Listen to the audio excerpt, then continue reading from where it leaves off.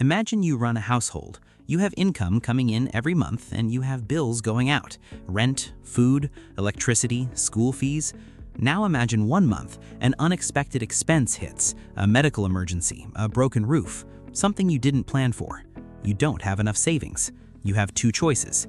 You cut spending somewhere else, or you borrow money. Governments face the exact same situation, except their expenses are on a massive scale. Hospitals, roads, military, salaries, welfare programs, and 100 other things that keep a country running. And just like regular people, governments sometimes spend more than they earn.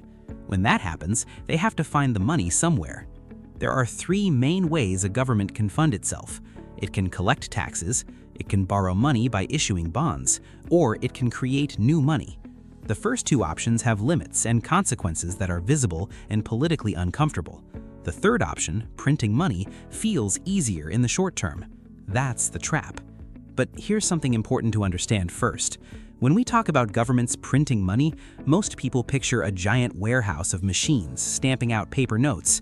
In reality, the process is mostly digital. Central banks, like the Federal Reserve in the United States or the Bank of England in the UK, create money electronically. They buy government bonds or other assets, and in exchange, they inject new money into the financial system. The effect is the same as printing, but it happens on a screen. This process is called quantitative easing when it's done in large amounts. It sounds technical. It's designed to sound technical. But at its core, it simply means more money has been added to the system. So why do governments keep doing it? The first reason is crisis management. When an economy is in serious trouble, a recession, a financial crash, a global pandemic, governments need to act fast. In 2008, when banks were collapsing around the world, central banks injected trillions into the financial system to prevent a complete meltdown.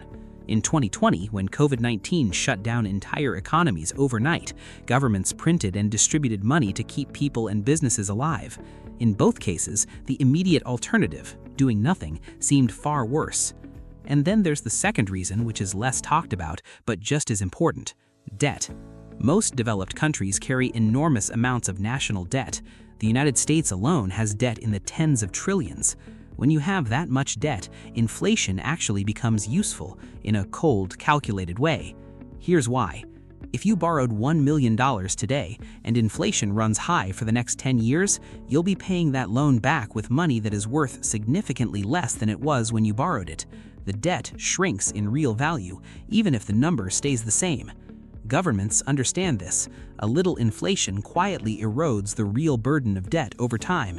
It's not something officials announce publicly, but it is a very real benefit of keeping the money supply loose.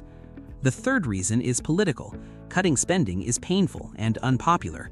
Raising taxes makes voters angry, but printing money, or the effects of it, takes time to be felt. By the time inflation shows up in grocery stores and rent prices, the election might already be over. There is a built-in incentive for short-term thinking in politics, and money creation fits neatly into that pattern. Here's what most people never realize. When a government prints money, it doesn't affect everyone equally. The people who feel it first and hardest are ordinary workers and savers. Your savings account quietly loses purchasing power. Your salary buys a little less each year. Meanwhile, people who own assets, property, stocks, businesses, actually benefit because the value of those assets tends to rise with inflation. The real-world example of this played out dramatically after 2020. Governments around the world printed historic amounts of money during the pandemic. For a while, it worked. Economies didn't collapse. People received support. Businesses survived.